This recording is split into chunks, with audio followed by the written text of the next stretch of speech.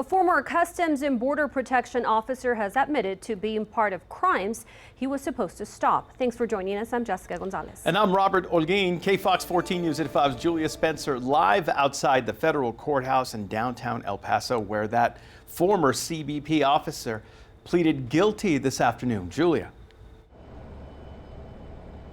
That's right. Well, 33-year-old Manuel Perez Jr. and former CBP officer was offered a plea deal and admitted to smuggling drugs, smuggling people, and accepting bribes across the border. Now, as we first reported, Perez was arrested back in February and accused of using his position to smuggle people across the border illegally, accepting bribes, and conspired to distribute a controlled substance. Now, the criminal activities date back to 2019. Now, you're looking at photos of his arrest at the Paso del Norte Bridge in downtown El Paso. Today, Perez pled guilty to allowing a gray Nissan Pathfinder cross the border several times to smuggle in undocumented migrants for financial gain. Now, each charge carries the possibility of several years in prison. For the first charge of drug trafficking, Perez faces a maximum of 10 years to life in prison. For the second charge of human smuggling, a maximum of 5 years in prison.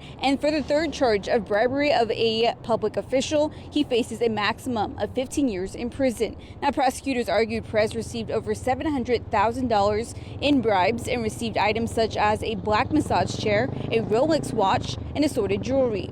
They also said he smuggled 250 migrants and conspired to distribute 32.4 kilos of cocaine, which also ended up in North Carolina and Louisiana. Now, following his arrest earlier this year, Department of Homeland Security Secretary Kristi Noem called the case a, quote, a disgusting betrayal of our patriotic customs and border protection officers, but of our nation and the American people, adding that Perez will be prosecuted to the fullest extent of the law.